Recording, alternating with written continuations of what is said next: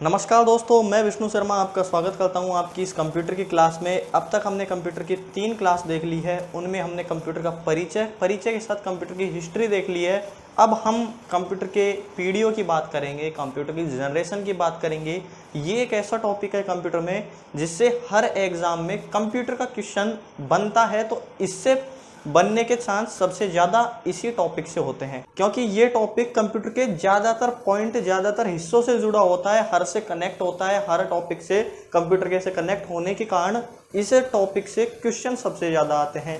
आपने भी देखा होगा, टेस्ट सीरीज भी दी होगी, तो ज़्यादातर इसी टॉपिक से कंप्यूटर आते हैं। बहुत सारी एग्जाम में देखा होगा इसी टॉपिक से कंप्यूटर आते हैं कि इस पीढ़ी की ये लैंग्वेज किस पीढ़ी की थी, या फिर इस कंप्यूटर का विकास कौन सी पीढ़ी में हुआ, या फिर ये पूछ लिया जाता है कि इस पीढ़ी में किस तरह की टेक्निक का प्रयोग किया जाता था, कि वैक्यूम ट्यूब किस पीढ़ी में थी, ट्रांजिस्टर किस पीढ़ी में थे, और रैम का प्रयोग किस पीढ़ी से स्टार्ट हुआ, पहली बार प्रोसेसर का उपयोग किस पीढ़ी से हुआ। तो इन सबको पढ़ते हैं हम पीढ़ियों में। तो ऐसे ऐसे क्वेश्चन बनते हैं पीढ़ियों से।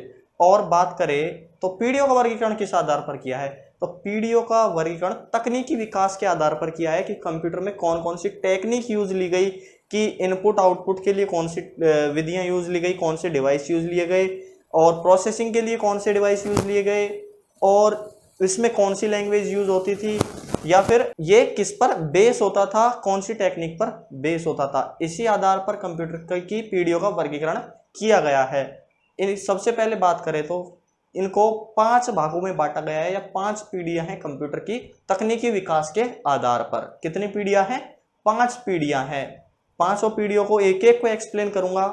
सब पीढ़ी को एक एक को डीपली एक्सप्लेन किया जाएगा, और लास्ट में एक टेबल भी प्रोवाइड कराई जाएगी क्लास के लास्ट में। क्लास के लास्ट नहीं हुआ तो नेक्स्ट क्लास में आपको टेबल प्रोवाइड करा दी जाएगी, जिसमें आपको एक एक पीढ़ी को एक्सप्लेन किया हुआ होगा क्विक नोट्स के, क्विक रिवीजन के लिए, क्योंकि एग्जाम टाइम आप पूरा तो पढ़ नहीं सकते। तो क्विक नोट के लिए आप उस टेबल को देख के चले जाओगे, कोई दिक्कत नहीं है, पूरा उस टेबल में आ जाएगा, उसमें से ही क्वेश्चन बनेंगे।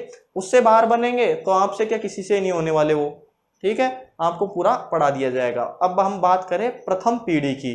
प्रथम पीढ़ी से बात करने से पहले मैं आपको बता दूं कि आपको अगर किसी भी टीचर से पीढ़ियां पढ़नी है, किसी भी बुक से ये पीढ़ियां या जनरेशन पढ़नी होती है, तो आपको किन किन चीजों को याद रखना है इस पीढ़ी में। सबसे पहले आपको याद रखना है कि उस पीढ़ी में कौन सी टेक्निक यूज ली गई, इनपुट आउटपुट किस तरह के यूज होते थे, स्टोरेज के लिए क्या यूज लिया गया, लैंग्वेज कौन सी चलती थी, और उस पीढ़ी के कंप्यूटर्स के एग्जाम्पल।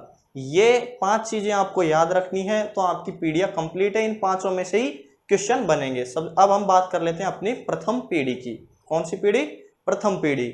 अब इन पीढ़ियों के टाइम से रिलेटेड आपके दिमाग में बहुत सारे क्वेश्चन होंगे कि इनका टाइम सबका अलग अलग है। तो ऐसी बात बता दूं कि टाइम से क्वेश्चन आने के चांस कम होते हैं, टाइम से क्वेश्चन आने के चांस कम होते हैं, हाँ, लेकिन फिर भी आ जाए तो उसमें भी बहुत सारी रिट लग जाती है कि इस बुक में तो ये लिख रखा है, इस बुक में ये लिख रखा है। फिर भी आपको हम वैलिड डेट देंगे। एनसीईआरटी ने जो डेट दे रखी है, आरकेसीएल आरएससीआईटी वाली डेट वो भी देंगे, ठीक है। दोनों डेट आपको प्रोवाइड करा दी जाएगी, दोनों से आप रिट लगा सकते हो, कोई दिक्कत नहीं है। आपको वैलिड डेट मिलेगी, हर किताब में देख लेना, ज़्यादातर वही मिलेगी। कई कई बुक्स में डेट अलग मिली हुई है, उसकी दिक्कत नहीं लेनी है। अब हम अपनी प्रथम पीढ़ी को स्टार्ट करते हैं। तो प्रथम पीढ़ी कब से कब तक थी? सबसे पहले इसका टाइम था 1942 से 1956 तक। कब तक? 1942 से 1956 तक। इसमें किस टेक्निक का यूज लिया गया? पहले पॉइंट की बात करें तो इसमें टेक्निक कौन सी यूज ली गई? इसमें टेक्निक यूज ली गई थी वैक्यूम ट्यूब वाली। वैक्यूम ट्यूब या निर्वात नलिका की टेक्निक या तकनीक यूज ली गई थी। वैक्यूम ट्यूब का आविष्कार किसने किया? तो यह भी मैं आपको बता दूं, 1904 में जॉन एम्ब्रोस फ्लेमिंग ने किया था। वैक्यूम ट्यूब का आविष्कार किया था 1904 में जॉन एम्ब्रोस फ्लेमिंग ने, 1904 में, ठीक है। तो वैक्यूम ट्यूब इसकी टेक्निक थी। इनपुट आउटपुट की बात करें तो इसका इनपुट आउटपुट किसके थ्रू दिए जाते थे? इनपुट किसके थ्रू दिया जाता था?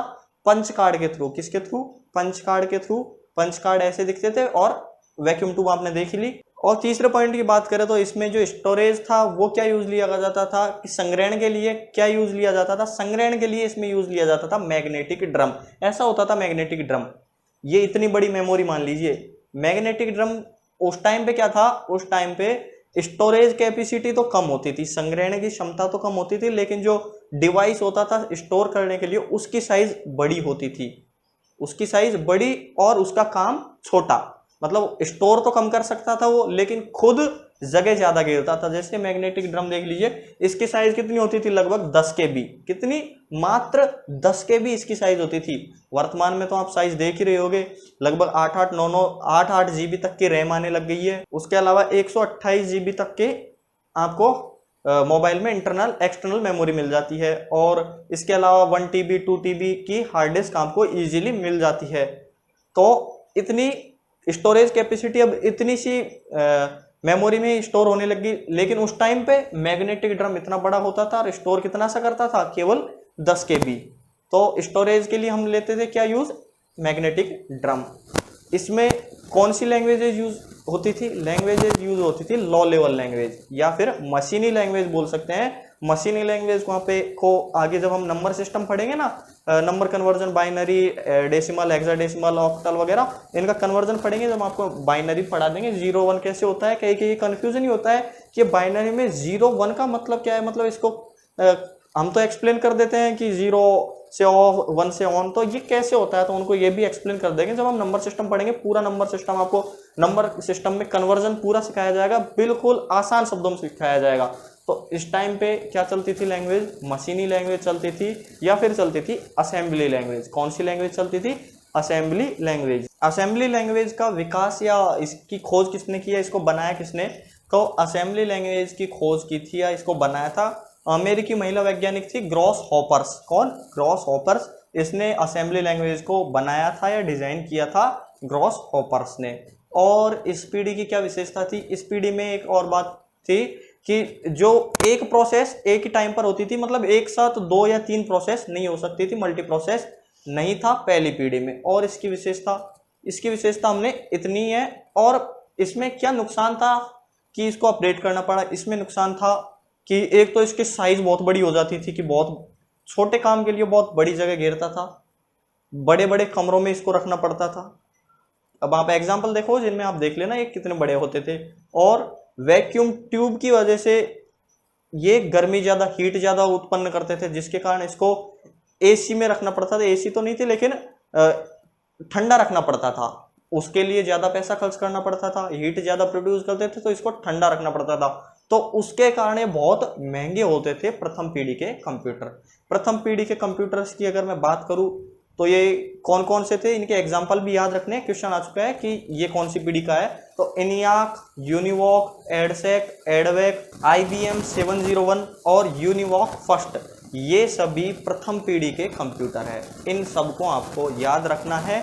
आपको ये स्क्रीनशॉट ले लेना है जो मैंने पढ़ाया है, प्रथम पीढ़ी का पूरा स्क्रीनशॉट ले लीजिए। स्क्रीनशॉट ले लिया होगा प्रथम पीढ़ी का। अब हम बात करते हैं द्वितीय पीढ़ी या सेकंड जनरेशन। इसका टाइम पीरियड कब से कब तक था, सेकंड जनरेशन का टाइम पीरियड था 1956 से 1965 तक। कब से कब तक, 56 से 65 तक। इसमें कौन सी टेक्निक यूज ली गई, इसमें टेक्निक यूज ली गई ट्रांजिस्टर की। ट्रांजिस्टर क्या होता था, ट्रांजिस्टर एक सेमीकंडक्टर या अर्धचालक बोल सकते हैं, अर्धचालक डिवाइस होता था। सेमीकंडक्टर या अर्धचालक जो पदार्थ था हमारा, कौन, ट्रांजिस्टर। इसका विकास किसने किया, इसको किसने बनाया, इसको बनाया John Bardeen and William Shockley. John Bardeen and William Shockley ने 1947 में बनाया था AT and T Bell laboratory. ये आपने बहुत बार देखा होगा, AT and T Bell laboratory. इसमें बनाया था John Bardeen and William Shockley ने 1947 में बनाया था क्या, ट्रांजिस्टर। तो ट्रांजिस्टर कोई द्वितीय पीढ़ी के कंप्यूटर में, सेकंड जनरेशन के कंप्यूटर्स में यूज लिया गया ट्रांजिस्टर को। और क्या यूज होता था इसमें, इनपुट के रूप में पंच कार्ड को, वही पंच कार्ड जो आपने इमेज देखी हरमन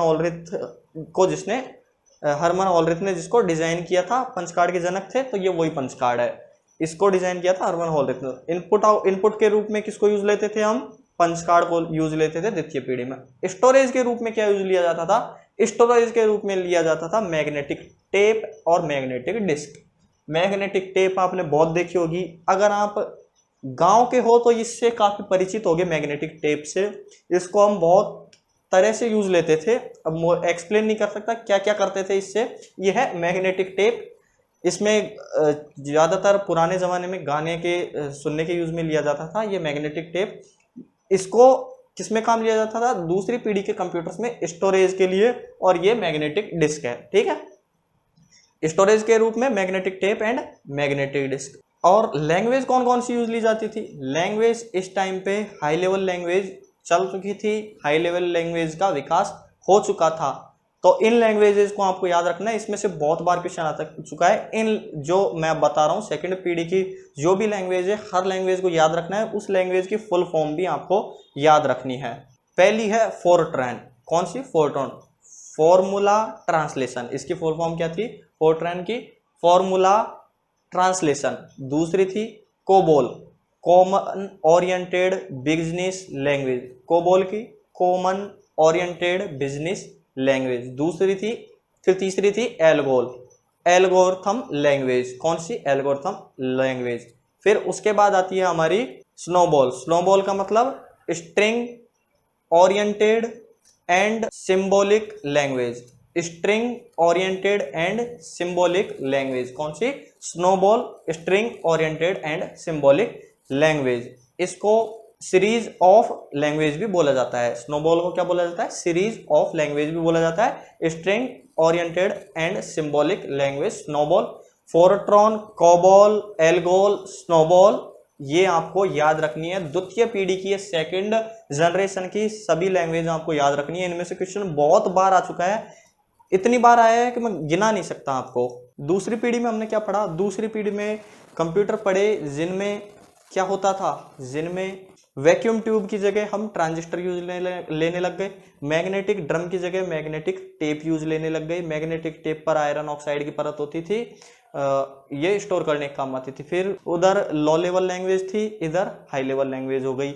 उधर हमने असेंबली लैंग्वेज पढ़ी, इधर हमने कोबोल, फोरट्रॉन, एल्गोल और स्नोबॉल जैसी लैंग्वेजेस पढ़ी। तो ये हमारी फर्स्ट और सेकंड जनरेशन है। सेकंड जनरेशन के और एग्जाम्पल की बात करें तो इसमें कौन कौन से एग्जाम्पल थे या कौन कौन से कंप्यूटर थे? तो इसमें हनीवेल 400, हनीवेल 400 और CDC 1604, IBM 7000, ये कंप्यूटर थे। आपको याद रखना है हनीवेल 400, हनीवेल 400 ऐसा था। ये है हनीवेल 400, ये सेकेंड जनरेशन के कंप्यूटर थे। अब हम नेक्स्ट जनरेशन पढ़ते हैं, उससे पहले आप स्क्रीनशॉट ले लीजिए इस सेकेंड जनरेशन का पूरी का। सेकेंड जनरेशन वाला स्क्रीनशॉट ले लिया होगा। अब हम नेक्स्ट जनरेशन की बात करते हैं। नेक्स्ट जनरेशन है हमारी थर्ड जनरेशन। कौन सी? फर्स्ट और सेकेंड जनरेशन हमने पढ़ ली, अब थर्ड जनरेशन है। थर्ड जनरेशन कब से कब तक चली? पहली चल रही थी 42 से 56 तक, दूसरी चली 56 से 65 तक, अब ये चलेगी 65 से 75 तक। तीसरी जनरेशन है। इसमें किस टेक्निक का यूज लिया गया? प्रथम जनरेशन में तो वैक्यूम ट्यूब थी, दूसरी जनरेशन में ट्रांजिस्टर था, इस जनरेशन में IC का यूज लिया गया, इंटीग्रेटेड सर्किट, जिसको हिंदी में आंतरिक परिपथ बोला जाता है। इस आंतरिक परिपथ या इंटीग्रेटेड सर्किट का आविष्कार किसने किया? इंटीग्रेटेड सर्किट का आविष्कार किया था जैक किल्वी और रॉबर्ट नोयस। ये वही जैक किल्वी है जिनको सन 2000 में नोबेल पुरस्कार मिला था फिजिक्स में। इन्होंने क्या है, जर्मेनियम चिप, इसी IC के लिए इनको मिला है। ये वो एक जर्मेनियम चिप बनाई थी IC, उसी के लिए इनको ये नोबेल पुरस्कार मिला था 2000 में। और रॉबर्ट नोयस ने IC से बढ़िया एक MOS बनाई थी, मेटल ऑक्साइड सेमीकंडक्टर डिवाइस बनाया था रॉबर्ट नोयस ने। इनको और जैक किल्वी को IC का जनक या IC का विकासकर्ता, खोजकर्ता माना जाता है।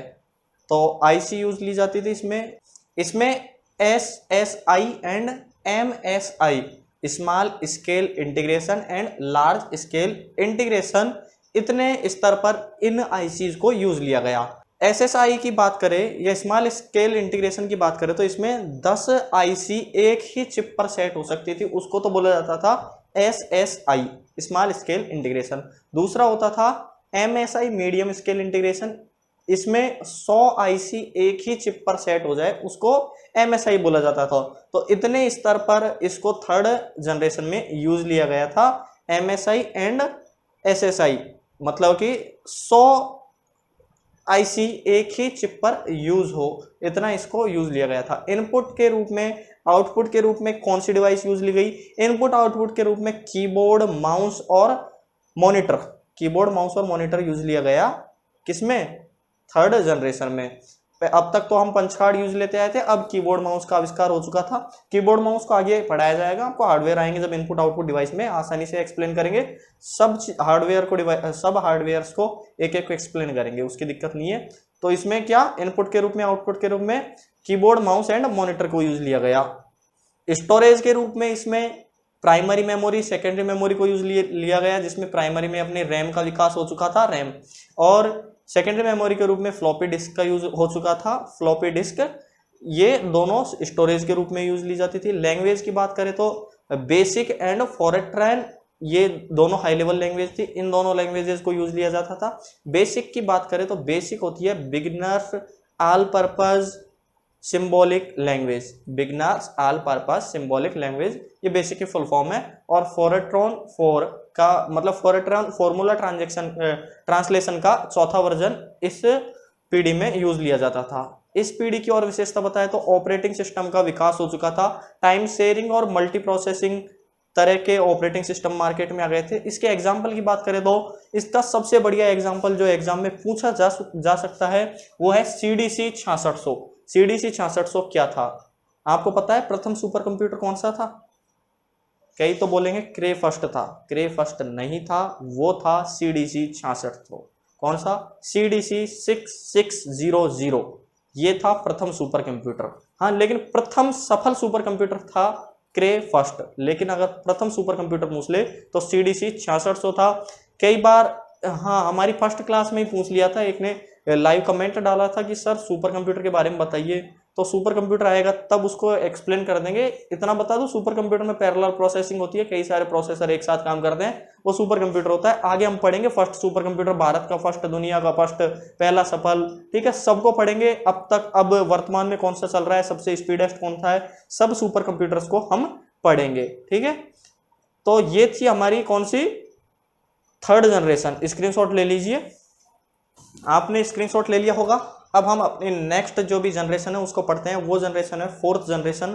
फोर्थ जनरेशन में क्या क्या था, कब से कब तक इसका टाइम पीरियड था? इसका टाइम पीरियड था 75 से 88, 1975 से 1988 के बीच। इसमें कौन सी टेक्निक यूज ली गई? इसमें आईसी वाली टेक्निक को बड़ा कर दिया गया, LSI and VLSI, large scale integration and very large scale integration. इनमें क्या होता था कि एक ही चिप पर हजारों आईसी एक ही चिप पर फिट हो जाती थी, सेट हो जाती थी, इसको लार्ज स्केल LSI और VLSI बोला जाता था। इसमें इनपुट आउटपुट की बात करें तो वही कीबोर्ड माउस और नए हार्डवेयर का विकास हो चुका था।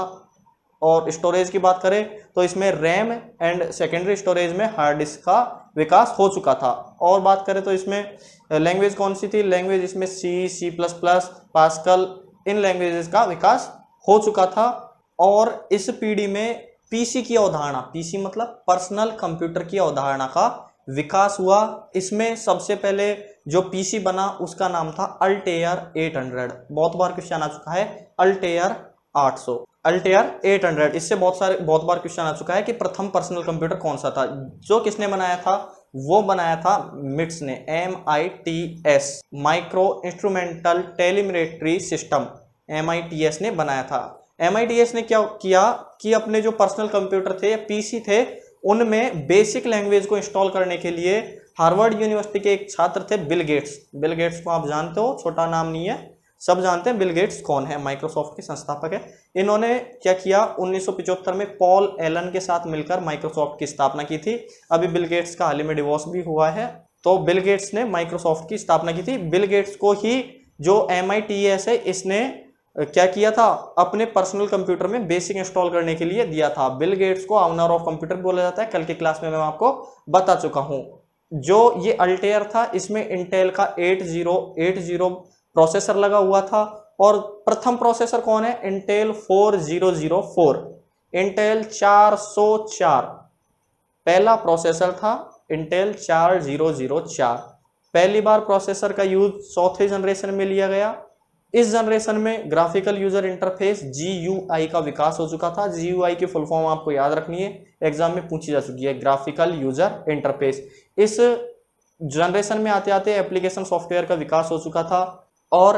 ऑपरेटिंग सिस्टम भी कई तरह के आ चुके थे, डिस्ट्रीब्यूटेड ऑपरेटिंग सिस्टम का भी विकास हो चुका था। 1988 तक था ये जनरेशन। इस जनरेशन की आप स्क्रीनशॉट ले लीजिए, स्क्रीनशॉट ले लिया होगा चौथी जनरेशन का। चौथी जनरेशन में आपको बता दूं कि इस टाइम पे जो पीसी थे उनमें सबसे ज़्यादा प्रोसेसर कौन सा यूज़ लिया गया था, पेंटियम का प्रोसेसर यूज़ लिया गया था। प्रोसेसर में आप थोड़े कंफ्यूज हो गए तो मैं आपको बता दूं कि पहला प्रोसेसर कौन था इंटेल 4004। फिर अल्टेयर 800 में कौन सा प्रोसेसर यूज़ लिया गया, अल्टेयर में यूज़ लिया गया था, प्रथम पीसी है उसमें यूज़ लिया गया था इंटेल 8080। और सबसे ज़्यादा पीसीज में सबसे ज़्यादा कौन सा प्रोसेसर यूज़ लिया गया, इंटेल का पेंटियम प्रोसेसर। प्रोसेसर की अगर आपको इमेज देखनी हो तो ये देख लीजिए, और पेंटियम प्रोसेसर मेरे पास रखा भी हुआ है, तो ये देखिए ये है पेंटियम प्रोसेसर। कौन सा है, ये देखिए ये है पेंटियम प्रोसेसर, ये देख लीजिए पेंटियम प्रोसेसर, ये है प्रोसेसर। जो इंटेल 4004 था उसकी जो ये पिन्स हैं, पिन्स आप ये इमेज में देख लीजिए, ये है इंटेल 4004 पैरा प्रोसेसर। ये इसकी जो पिन्स है ये सोने की बनी हुई है, आपको दिख रही होगी। जैसे इस पेंटियम प्रोसेसर की ये पिन है, ये तो सोने की नहीं है लेकिन ये सोने की थी। प्रथम पीढ़ी का प्रथम जो प्रोसेसर था उसकी पिन सोने की बनी हुई थी, इंटेल 4004। आपको याद रखना है प्रथम प्रोसेसर इंटेल 4004। प्रथम पीसी कौन था पर्सनल कंप्यूटर, अल्टेयर 800। तो अब हम पांचवी पीढ़ी की बात करते हैं। पांचवी पीढ़ी कब से कब तक थी, पांचवी पीढ़ी थी 1988 से लेकर वर्तमान तक, 1988 से वर्तमान तक। इसमें बात करें तो इसमें मेन टेक्निक कौन सी यूज ली गई, इसमें यूज ली गई ULSI, ultra large scale integration. वृहद स्तर पर इंटीग्रेशन किया गया, एक ही चिप पर बहुत सारे IC यूज ली गई, ट्रांजिस्टर यूज लिए गए, एक ही चिप पर बहुत सारे ट्रांजिस्टर यूज लिए गए। किस पर, अल्ट्रा लार्ज स्केल इंटीग्रेशन में लगभग 10 लाख IC एक ही चिप पर सेट की गई। और क्या हुआ इसमें इनपुट आउटपुट के रूप में कीबोर्ड, माउस, प्रिंटर वगैरह यूज लेने लग गए। और लैंग्वेज की बात करें तो लैंग्वेज इसमें आई कि जावा और VB.NET इसी पीढ़ी की लैंग्वेजेज हैं। और इसमें क्या रहा, इसमें स्टोरेज के रूप में रैम और CD का यूज लेने लग गए, हार्ड डिस्क आ गई, कॉम्पैक्ट डिस्क जिसको CD, जो ऑप्टिकल डिस्क बनी हुई थी वो ऑप्टिकल डिस्क CD ऐसी होती है। CD आपने देखा भी होगा, नॉर्मल सब जानते हैं CD को। और क्या हुआ, इधर कंप्यूटर में बहुत सारी विशेषताएं आ गई, जैसे आर्टिफिशियल इंटेलिजेंसी, कृत्रिम बुद्धिमत्ता बोलते हैं इसको, भी हम किसी दिन एक क्लास ही ले लेंगे आर्टिफिशियल इंटेलिजेंसी पर, बढ़िया एकदम शानदार समझाएंगे। और वर्ल्ड वाइड वेब WWW का विकास, मतलब इंटरनेट का विकास। और क्या हुआ, रोबोटिक्स का विकास, बहुत सारे विकास हुए पांचवी पीढ़ी में। तो पांचवी पीढ़ी इंपॉर्टेंट है, जो अभी तक चल रही है और विकास इस पे चल रहा है पांचवी पीढ़ी में। और पांचवी पीढ़ी में पूरा ही चेंज हो गया कंप्यूटर, जो पहले बड़ी साइज के होते थे अब छोटे छोटे आने लग गए। नोटबुक, लैपटॉप, पर्सनल कंप्यूटर और PDA, मोबाइल फोन्स, इनका विकास होने लग गया। तो ये पांचवी पीढ़ी थी। आज हमने 5 पीढ़ी पढ़ ली। पांचों पीढ़ियों को, ये तो केवल ओवरव्यू के टाइप में आपको एक टेबल दी हुई है, लेकिन पूरी टेबल आपको, डिटेल्ड टेबल आपको कल मिल जाएगी। उसमें एक एक शब्द समझाया हुआ है, उस टेबल को आपको याद कर लेना है, टेबल ही याद कर लेना। स्क्रीनशॉट लिए हैं, ये तो क्या है थोड़ा डीपली है। टेबल में क्या है, ओवरव्यू दे रखा है, जिससे आप एग्जाम टाइम में क्विक रिवाइज कर सको। आशा करता हूं आपके जो समझ आया होगा। थोड़ी क्लास लेंथी लग सकती है, बोरिंग लग सकती है, लेकिन आपको इतना पढ़ना ही पड़ेगा, मेहनत करनी ही पड़ेगी। मेहनत करोगे तभी सफलता प्राप्त होगी। आशा करता हूं वीडियो अच्छा लगा होगा। अगर वीडियो अच्छा लगा है तो लाइक कीजिए, कमेंट कीजिए, शेयर कीजिए। और अभी तक चैनल को आपने सब्सक्राइब नहीं किया है तो चैनल को सब्सक्राइब करिए और बेल आइकन दबाना मत भूलिएगा, जिससे हमारे नोटिफिकेशन सबसे पहले आप तक पहुंचेंगे और आप हम तक पहुंचेंगे। धन्यवाद।